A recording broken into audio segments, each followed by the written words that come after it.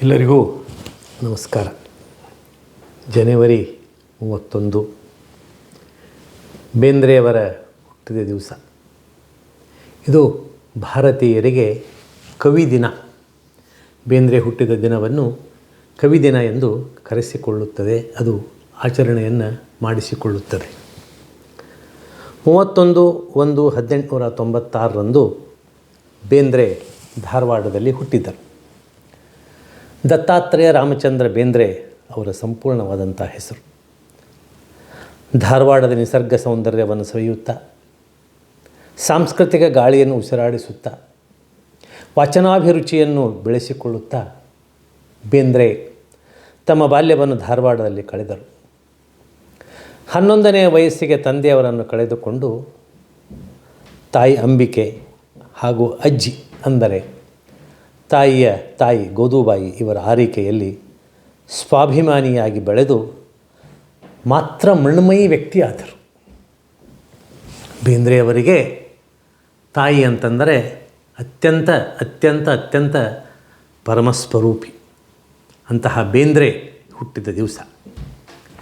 ಬೇಂದ್ರೆ ಭಾರತೀಯ ಪರಂಪರೆಯಲ್ಲಿ ಕಾಳಿದಾಸನಿಗೆ ಹೇಗೆ ಕಾವ್ಯ ಸಿದ್ಧಿ ಸಾಧಿಸಿತ್ತು, ಹಾಗೆ ಅವನು ಆ ಸಿದ್ಧಿಯನ್ನು ಪಡೆದುಕೊಂಡಿದ್ದ, ಹಾಗೆ ಆ ಸಿದ್ಧಿಯನ್ನು ಮತ್ತೆ ಪಡೆದುಕೊಂಡ ವ್ಯಕ್ತಿ ಯಾರು ಅಂದರೆ ಬೇಂದ್ರೆ. ಅವರ ಕಾವ್ಯವನ್ನು ಅಧ್ಯಯನ ಮಾಡಿದವರಿಗೆ, ಮಾಡುತ್ತಾ ಹೋದವರಿಗೆ ಅದರ ಅರಿವು ಬರುತ್ತದೆ. ಬೇಂದ್ರೆ ಕಾವ್ಯವೆಂದರೆ ಮಧುವಾತ ಋತಾಯತೆ ಇದ್ದ ಹಾಗೆ. ಒಂದು ಋಗ್ವೇದದ ಮಂತ್ರ, ಮಧುವಾತ ಋತಾಯತೆ ಮಧುಕ್ಷರಂತಿ ಸಿಂಧವಃ ಮಾರ್ವೀರ್ನ ಸಂತೋಷಧಿ ಮಧುನಕ್ತ ಮುತೋಷಸಿ ಮಧುಮತ್ಪಾರ್ಥೀವಗುರಜಃ ಮಧುದ್ಯೌರಸ್ತನುಃ ಪಿತಃ ಮಧುಮಾಂಗೋ ವನಸ್ಪತಿರ್ ಮಧುಮಾಂಗೋ ಅಸ್ತು ಸೂರ್ಯಾಃ ಮಾಧ್ವೀರ್ಗಾವೋ ಭವಂತು ನಃ. ಮಧು ಇದ್ದ ಹಾಗೆ. ಬೇಂದ್ರೆ ಜಗದ ಕವಿ. ಬೇಂದ್ರೆ ಜಗದ ಕವಿ. ತಾನು ಏನು ಎಂಬುವುದನ್ನು ಅಥವಾ ಯಾರು ಎಂಬುವುದನ್ನು ಅತ್ಯಂತ ವಿನಯವಾಗಿ ತಮ್ಮ ನಾನು ಎಂಬ ಕವಿತೆಯಲ್ಲಿ ಹೇಳಿದ್ದಾರೆ. ಬಹಳ ಅದ್ಭುತವಾದಂತಹ ಒಂದು ಪದ್ಯ ಅದು ನಾನು ಅಂತಕ್ಕಂತಹ ಕವಿತೆ. ಅದನ್ನು ಓದಿದಾಗೆ ಆ ಕವಿಯ ಆ ವಿಸ್ತಾರ, ವಿಸ್ತೃತೆ, ವಿನಯ, ಆ ಮೂರ್ತಿವಂತಿಕೆ ಅರ್ಥ ಆಗ್ತಾ ಹೋಗ್ತದೆ. ವಿಶ್ವಮಾತೆಯ ಗರ್ಭ ಕಮಲ ಜಾತ ಪರಾಗ ಪರಮಾಣು ಕೀರ್ತಿ ನಾನು. ವಿಶ್ವಮಾತೆಯ ಗರ್ಭ ಕಮಲ ಜಾತ ಪರಾಗ ಪರಮಾಣು ಕೀರ್ತಿ ನಾನು. ಭೂಮಿ ತಾಯಿಯ ಮೈಯ ಹಿಡಿಮಣ್ಣ ಗುಡಿಗಟ್ಟಿ ನಿಂತಹ ಮೂರ್ತಿ ನಾನು. ಭೂಮಿ ತಾಯಿಯ ಮೈಯ ಹಿಡಿಮಣ್ಣ ಗುಡಿಗಟ್ಟಿ ನಿಂತಹ ಮೂರ್ತಿ ನಾನು. ಭರತ ಮಾತೆಯ ಕೋಟಿ ಕಾರ್ತಿಕೋತ್ಸವದಲ್ಲಿ ಮಿನುಗುತಿಹ ಜ್ಯೋತಿ ನಾನು. ಭರತ ಮಾತೆಯ ಕೋಟಿ ಕಾರ್ತಿಕೋತ್ಸವದಲ್ಲಿ ಮಿನುಗುತಿಹ ಜ್ಯೋತಿ ನಾನು. ಕನ್ನಡದ ತಾಯಿ ತಾವರೆಯ ಪರಿಮಳ ಉಂಡು ಬೀರುತಿಹ ಗಾಳಿ ನಾನು. ಕನ್ನಡದ ತಾಯಿ ತಾವರೆಯ ಪರಿಮಳ ಉಂಡು ಬೀರುತಿಹ ಗಾಳಿ ನಾನು. ನನ್ನ ತಾಯಿಯ ಹಾಲು ನೆತ್ತರವ ಕುಡಿದಂಥ ಜೀವಂತ ಮಮತೆ ನಾನು. ನನ್ನ ತಾಯಿಯ ಹಾಲು ನೆತ್ತರವ ಕುಡಿದಂಥ ಜೀವಂತ ಮಮತೆ ನಾನು. ಈ 5 ಪಂಚಪ್ರಾಣಗಳಾಗಿ, ಈ 5 ಪಂಚಪ್ರಾಣಗಳಾಗಿ ಈ ಜೀವ ದೇಹನಿಹನು. ಈ 5 ಪಂಚಪ್ರಾಣಗಳಾಗಿ ಈ ಜೀವ ದೇಹನಿಹನು. ಹೃದಯಾರವಿಂದದಲ್ಲಿರುವ ನಾರಾಯಣನೇ, ಹೃದಯಾರವಿಂದದಲ್ಲಿರುವ ನಾರಾಯಣನೇ ತಾನಾಗಿ ದತ್ತನರನು. ಹೃದಯಾರವಿಂದದಲ್ಲಿರುವ ನಾರಾಯಣನೇ ತಾನಾಗಿ ದತ್ತನರನು. ವಿಶ್ವದೊಳು ನುಡಿಯಾಗಿ, ವಿಶ್ವದೊಳು ನುಡಿಯಾಗಿ ಕನ್ನಡಿಸುತ್ತಿಹನಿಲ್ಲಿ. ವಿಶ್ವದೊಳು ನುಡಿಯಾಗಿ ಕನ್ನಡಿಸುತ್ತಿಹನಿಲ್ಲಿ ಅಂಬಿಕಾ ತನಯನಿವನು. ವಿಶ್ವದೊಳು ನುಡಿಯಾಗಿ ಕನ್ನಡಿಸುತ್ತಿಹನಿಲ್ಲಿ ಅಂಬಿಕಾ ತನಯನಿವನು. ಬೇಂದ್ರೆ ಅತ್ಯಂತ ವಿನಯವಾಗಿ ಹೇಳಿದಂತಹ ಪದ್ಯ. ಇದರಲ್ಲಿ ವೇದ ಇದೆ, ವೇದಾರ್ಥ ಇದೆ, ಶಾಸ್ತ್ರ ಇದೆ, ಶಾಸ್ತ್ರಾರ್ಥ ಇದೆ, ವಿಜ್ಞಾನ ಇದೆ, ತತ್ವಜ್ಞಾನ ಇದೆ, ಸಂಸ್ಕೃತಿ ಇದೆ, ಪರಂಪರೆ ಇದೆ, ಅನುಬಂಧ ಇದೆ, ಸಂಬಂಧ ಇದೆ. ಯಾವುದಿಲ್ಲ ಅಂತನ್ನೋದು, ಯಾವುದಿಲ್ಲ ಅಂತನ್ನೋದು.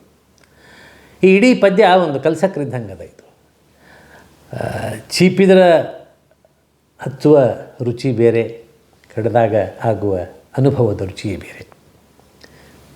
ಮೊದಲೇ ತಮ್ಮ ಸಾಲಿನಲ್ಲಿ ಹೇಳ್ತಾರೆ, ವಿಶ್ವಮಾತೆಯ ಗರ್ಭ ಕಮಲ ಜಾತ ಪರಾಗ ಪರಮಾಣು ಕೀರ್ತಿ ನಾನು. ಈ ಶಬ್ದ ಭಾಳ ಮುಖ್ಯವಾದಂಥದ್ದು. ವಿಶ್ವಂ ವಿಷ್ಣುರ್ವಷಟ್ಕಾರೋ. ವಿಶ್ವ ಅಂತಂದರೆ ನಿಮಗೆಲ್ಲ ಅನ್ನಿಸ್ತಕ್ಕಂಥದ್ದೇನು ಅಂತಂದರೆ ಜಗತ್ತು, ತಂದೆ ಅಂತಕ್ಕಂಥದ್ದು. ಆದರೆ ಪುರುಷ ಅಂತಂದ್ರೆ ತಂದೆನೂ ಹೌದು, ತಾಯಿ ಹೌದು ಅಂತ ಒಂದು ಸಂಸ್ಕೃತದಲ್ಲಿ ಒಂದು ಮಾತು. ಹಾಗೆ ವಿಶ್ವಮಾತೆಯ ಗರ್ಭ ಕಮಲ ಜಾತ ಪರಾಗ ಪರಮಾಣು ಕೀರ್ತಿ ನಾನು ಅಂತಂದರೆ ಇಲ್ಲೇ ಭಗವಂತನ ನಾಭಿಕಮಲದಿಂದ ಬಂದ ಬ್ರಹ್ಮನ ಒಂದು ಚಿಂತನೆ ಇದೆ. ಅಂದರೆ ಈ ಇಡೀ ಈ ಮನುಷ್ಯ ಸಂತತಿ ಹೇಗೆ ಬೆಳೀತು ಅಂತಕ್ಕಂಥ ಒಂದು ವಿಜ್ಞಾನವನ್ನು ಹೇಳ್ತಾ, ತತ್ವಜ್ಞಾನವನ್ನು ಕೂಡಿಸಿಕೊಂಡು ತಾನು ಏನು ಅಂತ ಅನ್ನೋದನ್ನು ಹೇಳ್ತಾ ಇದ್ದಾರೆ ಬೇಂದ್ರೆ. ಗರ್ಭ ಕಮಲಜಾತ, ಕಮಲದಲ್ಲಿ ಹುಟ್ಟಿ ಬಂದಂತಹದ್ದು. ಆ ಕಮಲದಲ್ಲಿ ಹುಟ್ಟಿ ಬಂದಂತಹದ್ದು ಸೃಷ್ಟಿಯ ಪ್ರಕ್ರಿಯೆಯನ್ನು ಪುರಾಣದಲ್ಲಿ ನಾವು ಓದಿದಾಗ ಈ ಅರಿವು ನಮಗಾಗ್ತದೆ. ಅದ್ರ ಜೊತೆಗೇನು ಪರಾಗ ಪರಮಾಣು ಕೀರ್ತಿ ನಾನು. ಒಂದು ಜೈವಿಕ ಒಂದು ಪ್ರಕ್ರಿಯೆಯನ್ನು ಸಹಿತ ಈ ನುಡಿಯಲ್ಲಿ ಹೇಳ್ತಾರೆ. ಮುಂದೆ ಆ ಬ್ರಹ್ಮ ಅಂತಂದ್ರೆ ಇನ್ನೊಂದು ಅರ್ಥ ಇದೆ, ಜ್ಞಾನ ಅಂತಕ್ಕಂಥದ್ದು, ತಿಳುವಳಿಕೆ, ಅರಿವು. ಈ ದೇಹ, ಈ ಮನುಷ್ಯ ಜನ್ಮ ಹುಟ್ಟಿ ಬಂದದ್ದು ಯಾಕೆ ಅಂತಂದ್ರೆ ಅರಿಲಿಕ್ಕೆ, ತಿಳ್ಕೊಳ್ಳಿಕ್ಕೆ, ಅರ್ಥೈಸಿಕೊಳ್ಳಲಿಕ್ಕೆ. ಯಾರನ್ನು ಅಂತಂದರೆ ವಿಶ್ವನನ್ನು, ಅಂದರೆ ಭಗವಂತನನ್ನು. ಆ ವಿಶ್ವಮಾತೆಯ ಗರ್ಭ ಕಮಲ ಜಾತ ಪರಾಗ ಪರಮಾಣು ಕೀರ್ತಿ ನಾನು. ಇದು ನಾನು ಮೊದಲನೇ ತಾಯಿಗಳು. ಎರಡನೇದು ಯಾವುದು? ಭೂಮಿ ತಾಯಿಯ ಮೈಯ ಹಿಡಿಮಣ್ಣ ಗುಡಿಗಟ್ಟಿ ನಿಂತಹ ಮೂರ್ತಿ ನಾನು. ಎರಡನೇದು ಭೂಮಾತೆ. ಅದರ ಜೊತೆಗೆ ಒಂದು ಸಣ್ಣ ಸೂಕ್ಷ್ಮತೆ ಇದೆ. ಏನು ಅಂತಂದರೆ ಮೈಯ ಹಿಡಿಮಣ್ಣ ಗುಡಿಗಟ್ಟಿ, ಶಿವಪಾರ್ವತಿಯರ ಒಂದು ಸಂಕಲ್ಪತೆ ಇಲ್ಲಿ ಬರ್ತದೆ. ಯಾವಾಗಲೂ ಈ ದೇಹ ನಿರ್ಮಾಣ ಆಗೋದು ಪಂಚಭೂತಗಳಿಂದ. ಪೃಥ್ವಿ, ಆಪ್, ತೇಜು, ವಾಯು, ಆಕಾಶ ಅಂತಕ್ಕಂಥದ್ದು. ಈ ಇಡೀ ಜಗತ್ತಿನಲ್ಲಿರ್ತಕ್ಕಂಥ ಏನು ಈ ಪಂಚಭೂತಗಳ ತತ್ವಜ್ಞಾನ ಇದೆ, ಆ ಪಂಚಭೂತಗಳ ತತ್ವಜ್ಞಾನವನ್ನು ತನ್ನೊಳಗೆ ಆವಿರ್ಭವಿಸಿಕೊಂಡು ಬೇಂದ್ರೆ ಈ ಮಾತನ್ನು ಹೇಳ್ತಾರೆ. ಈ 5 ಸಂಖ್ಯೆಯ ಮಹತ್ವವನ್ನು ಮುಂದೆ ಕೊನೆಯ ನುಡಿಯಲ್ಲಿ ಅವರು ಹೇಳ್ತಾರೆ. ಭೂಮಿ ತಾಯಿಯ ಮೈಯ ಹಿಡಿಮಣ್ಣ ಗುಡಿಗಟ್ಟಿ ನಿಂತಹ ಮೂರ್ತಿ ನಾನು. ಇದು ಮೃಣ್ಮಯಿ ಆದಂತಹ ಜಗತ್ತಿನಲ್ಲಿ ನಾನು ಮೃಣ್ಮಯಿ ರೂಪದಿಂದ ಇದ್ದೇನೆ ಅಂತಕ್ಕಂಥದ್ದು. ಮೊದಲನೇದು ವಿಶ್ವಮಾತೆ, ಎರಡನೇದು ಭೂಮಾತೆ. ಮೂರನೇದ್ದು ಭರತ ಮಾತೆಯ ಕೋಟಿ ಕಾರ್ತಿಕೋತ್ಸವದಲ್ಲಿ ಮಿನುಗುತಿಹ ಜ್ಯೋತಿ ನಾನು. ಈ ಯಾವುದು ಅವರ ಗುರುಗಳಾದಂತಹ ಆಲೂರು ವೆಂಕಟರಾಯರಿಂದ ಅವರು ಅರ್ಥೈಸಿಕೊಂಡಂಥದ್ದೇನು ಅಂತಂದರೆ ಕರ್ನಾಟಕಾಂತರ್ಗತ ಭಾರತ ಅಂತನೂ ಒಂದು ಪರಿಕಲ್ಪನೆಯನ್ನು ಜಗತ್ತಿಗೆ ಮೊದಲು ಕೊಟ್ಟಂಥವ್ರು ಆಲೂರು ವೆಂಕಟರಾಯರು. ಆಲೂರು ವೆಂಕಟರಾಯರು ಬೇಂದ್ರೆಯವರಿಗೆ ಗುರುಗಳಾಗಿದ್ದರು. ಹಾಗೆ ಈ ಭರತ ಮಾತೆಯನ್ನು ಅವರು ಕಲ್ಪಿಸಿಕೊಂಡಂತಹ ಒಂದು ರೀತಿ, ಅಲ್ಲೇನು ಭರತ ಮಾತೆಯ ಜೀವನದಲ್ಲಿ ಅಥವಾ ಭರತ ಮಾತೆಯಲ್ಲಿ ಏನು ಕಾಣ್ತೀನಿ ನಾನು, ಅದನ್ನು ಏನು ಅಲ್ಲಿಂದ ಏನು ದೊರೆತೀನಿ ನನಗೆ? ಕೋಟಿ ಕಾರ್ತಿಕೋತ್ಸವದಲ್ಲಿ ಮಿನುಗುತಿಹ ಜ್ಯೋತಿ ನಾನು. ನನ್ನ ಈ ಅರ್ಥೈಸಿಕೊಳ್ಳುವಿಕೆ, ಅರಿವಿಕೆ ಅಂತಂದರೆ ನಾನು ಅಲ್ಲಿ ಸಣ್ಣಾಗಿ ಮಿನುಗ್ತಾ ಇದ್ದೀನಿ. ಇನ್ನೊಂದು ಅರ್ಥ ಏನು ಅಂತಂದ್ರೆ ಆ ಮಿನುಗುವಿಕೆಯಲ್ಲಿ ನಾನು ಜ್ಞಾನವನ್ನು ಸ್ವೀಕಾರ ಮಾಡ್ತಾ ಇದ್ದೀನಿ ಅಂತ ಇನ್ನೊಂದು ಅರ್ಥವು ಅಲ್ಲಿ ಬರ್ತದೆ. ಅದಾದ ಕೂಡಲೇ ಕನ್ನಡದ ತಾಯಿ ತಾವರೆಯ ಪರಿಮಳ ಉಂಡು ಬೀರುತಿಹ ಗಾಳಿ ನಾನು. ಮತ್ತೆ ಮೇಲಿನ ಸಾಲಿಗೆ ಹೋಗಬೇಕು. ಅಲ್ಲೇನು ಕಮಲ ಜಾತ ಪರಾಗ ಪರಮಾಣು ಕೀರ್ತಿ ನಾನು. ಎರಡು ಕಮಲನೇ. ಕನ್ನಡದ ತಾಯಿ ತಾವರೆಯ ಪರಿಮಳ ಉಂಡು ಬೀರುತಿಹ ಗಾಳಿ ನಾನು. ಇಡೀ ಕನ್ನಡದ ಸಾರಸ್ವತ ಜ್ಞಾನವನ್ನು ಬೇರೆ ಬೇರೆ ಮೂಲೆಗಳಿಂದ ತೆಗೆದುಕೊಂಡು ಬಂದು ಅವುಗಳು ಕೊಟ್ಟ ಕೊಡುಗೆಯನ್ನಿಟ್ಟುಕೊಂಡು ಕಾವ್ಯದ ರಚನೆಯನ್ನು ಮಾಡಿದೆ. ಕಾವ್ಯಾರ್ಥದ ಚಿಂತನೆಯನ್ನು ಮಾಡಿದೆ ಅಂತಿಕೊಂಡು ಹೇಳಿ ಈ ಕನ್ನಡದ ತಾಯಿಯ ರೂಪದಲ್ಲಿ ಹೇಳ್ತಾ ಇದ್ದಾರೆ. ಅದಾದ ಮೇಲೆ ನನ್ನ ತಾಯಿಯ ಹಾಲು ನೆತ್ತರವ ಕುಡಿದಂಥ ಜೀವಂತ ಮಮತೆ ನಾನು. ನನ್ನ ತಾಯಿಯ ಹಾಲು ನೆತ್ತರವ ಕುಡಿದಂಥ ಜೀವಂತ ಮಮತೆ ನಾನು. ಎಲ್ಲರಿಗೂ ಗೊತ್ತಿದ್ದಂಥದ್ದು ಈ ಜೈವಿಕ ಪ್ರಕ್ರಿಯೆ ಅಂತಕ್ಕಂಥದ್ದು. ಆ ಜೈವಿಕ ಪ್ರಕ್ರಿಯೆಯಿಂದ ಬಂದ ಮೇಲೆ ಇಲ್ಲೇ ಹಾಲು ಕುಡಿದಂಥದ್ದು ಮತ್ತು ನೆತ್ತರವನ್ನಿಟ್ಟುಕೊಂಡು ಭೂಮಿಗೆ ಬಂದಂಥದ್ದು. ಈ ತಾಯಿಯ ಸ್ತನ್ಯಪಾನದ ಬಗ್ಗೆ ಬೇಂದ್ರೆಯವರು ದಿವ್ಯಾನುಭವದ ಮಾತುಗಳನ್ನು ಹೇಳ್ತಾರೆ. ಯಾಕಂತಂದರೆ ಸಂಸ್ಕಾರ ಆ ಹಾಲಿನ ತ್ವರೆ ಮತ್ತು ಝರಿಯ ಹಾಗೆ ನನಗೆ ಬಂತು ಮತ್ತು ಹಾಗೆ ಬರಬೇಕು, ಹಾಗೆ ನೀವು ಪಡಿಬೇಕು ಅಂತಕ್ಕಂಥ ಮಾತನ್ನು ಬೇಂದ್ರೆ ತಮ್ಮ ಇಡೀ ಕಾವ್ಯಾರ್ಥದಲ್ಲಿ ಹೇಳಿದಂಥ ಮಾತು. ವಿಶ್ವಮಾತೆ, ಭೂಮಾತೆ, ಭರತಮಾತೆ, ಕನ್ನಡ ತಾಯಿ ಮತ್ತು ಜನ್ಮ ನೀಡಿದ ತಾಯಿ, ಈ ಐದು ಐದೆಯರ ಪಂಚಪ್ರಾಣಗಳಾಗಿ ಈ ಜೀವ ದೇಹನಿಹನು. ನಮ್ಮಲ್ಲೇ ಈಗಾಗಲೇ ನಾನು ಒಂದು ಮಾತನ್ನು ಹೇಳಿದೆ ನಾನು ಈ ಪಂಚಭೂತಗಳ ಬಗ್ಗೆ. ಹಂಗೆ ಈ 5 ರೂಪಗಳು ಮತ್ತು 5 ಅನ್ನಗಳ ಬಗ್ಗೆಯೂ ಸಹಿತ ಇಲ್ಲಿ ಸಣ್ಣ ಒಂದು ಸೂಕ್ಷ್ಮತೆ ಇದೆ. ಇಲ್ಲಿ ಪಂಚಪ್ರಾಣ, 5 ಪ್ರಾಣಗಳು, ಪ್ರಾಣ, ಪಾನ, ವ್ಯಾನ, ಉದಾನ, ಸಮಾನ ಅಂತಿಕೊಂಡು ಹೇಳಿ 5 ಪ್ರಾಣಗಳು ನಮ್ಮಲ್ಲಿರ್ತಾವೆ. ಈ 5 ಪ್ರಾಣಗಳ ಈ 5 ಐದೆಯರ ಈ ಜೀವ ಇದು. ಈ ಜೀವಕ್ಕೆ ಅನಿರುದ್ಧ, ಪ್ರದ್ಯುಮ್ನ, ಸಂಕರ್ಷಣ, ವಾಸುದೇವ, ನಾರಾಯಣ ಅಂತಕ್ಕಂಥ ಈ 5 ರೂಪಗಳ ಮುಖಾಂತರ ಈ ದೇಹದ ಒಟ್ಟು ಒಂದು ಸ್ವರೂಪ ಅಂತಕ್ಕಂಥದ್ದು ಇರ್ತದೆ ಅಂತನ್ನೋದನ್ನು ಭಾರತೀಯ ದರ್ಶನಶಾಸ್ತ್ರ ಹೇಳ್ತದೆ. ಈ ಮಾತನ್ನು ಅದನ್ನೇ ಬೇಂದ್ರೆ ಹೇಳೋದೇನು ಅಂತಂದರೆ ಈ 5 ಐದೆಯರ ಪಂಚಪ್ರಾಣಗಳಾಗಿ, ಬರೇ ಪ್ರಾಣ ಅಲ್ಲ, ಪಂಚಪ್ರಾಣ, ಅತ್ಯಂತ ಪ್ರೀತಿಯ 5 ಅವ್ವಂದಿರು ನನಗೆ, 5 ಮಾತೆಯರು. ಜಗತ್ತಿಗೆ ಈ 5 ಐದೆಯರ ಒಂದು ಚಿಂತನೆ, ಒಂದು ದರ್ಶನ, ಒಂದು ಮೀಮಾಂಸೆಯನ್ನು ಕೊಟ್ಟಂಥವ್ರು ಬೇಂದ್ರೆ. ನಾವು ಸಪ್ತಮಾತೃಕೆಯರ ಪೂಜೆ ಮತ್ತು ಆ ಸಪ್ತಮಾತೃಕೆಯರ ಪರಿಕಲ್ಪನೆಯನ್ನು ನಮ್ಮ ಕರ್ಮಕಾಂಡದಲ್ಲಿ ನಾವು ನೋಡ್ತೀವಿ, ಅಭ್ಯಾಸ ಮಾಡ್ತೀವಿ. ಮತ್ತು ಬೇಂದ್ರೆ ಅದನ್ನಿಟ್ಟುಕೊಂಡು ಒಂದು ಪದ್ಯವನ್ನೂ ಸಹಿತ ರಚನೆಯನ್ನು ಮಾಡಿದ್ದಾರೆ. ಆದರೆ ನಮಗೊಂದು ವಿರಾಟ ಸ್ವರೂಪವನ್ನು ಕೊಡ್ತಕ್ಕಂಥದ್ದು, ಮನುಷ್ಯನಿಗೆ, ಈ ಜೀವಕ್ಕೆ ಒಂದು ವಿರಾಟ ಸ್ವರೂಪವನ್ನು ಕೊಟ್ಟಂಥ ಬೇಂದ್ರೆ ಹೇಳೋದೇನು ಅಂತಂದರೆ ಪಂಚಪ್ರಾಣಗಳು ಅಂತಂದರೆ ನಮಗೆಲ್ಲರಿಗೂ 5 ಮಂದಿ ತಾಯಂದಿರು. ಈ 5 ಮಂದಿ ತಾಯಂದಿರ ಒಂದು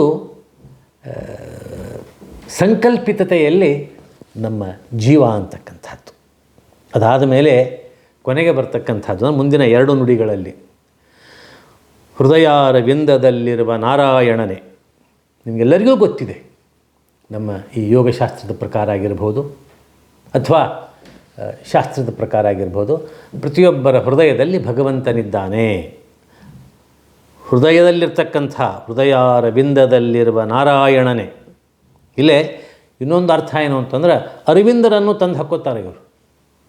ಅರವಿಂದರನ್ನು ಯಾಕಂತಂದರೆ ಸಂಪ್ರದಾಯವಾಗಿ ವೇದಾಧ್ಯಯನ ಮಾಡಿದಂತಹ ಬೇಂದ್ರೆಯವರಿಗೆ ಅವರ ಈ ಪ್ರೌಢಶಿಕ್ಷಣಕ್ಕೆ ಹೋದಾಗ ಗಾಢವಾದ ಪರಿಮಾಣವನ್ನು ಬೀರಂಥದ್ದು, ಪ್ರಮಾಣ ಮತ್ತು ಪರಿಣಾಮ ಬೀರಿದಂಥದ್ದು ಅರವಿಂದರ ಸಾಹಿತ್ಯ.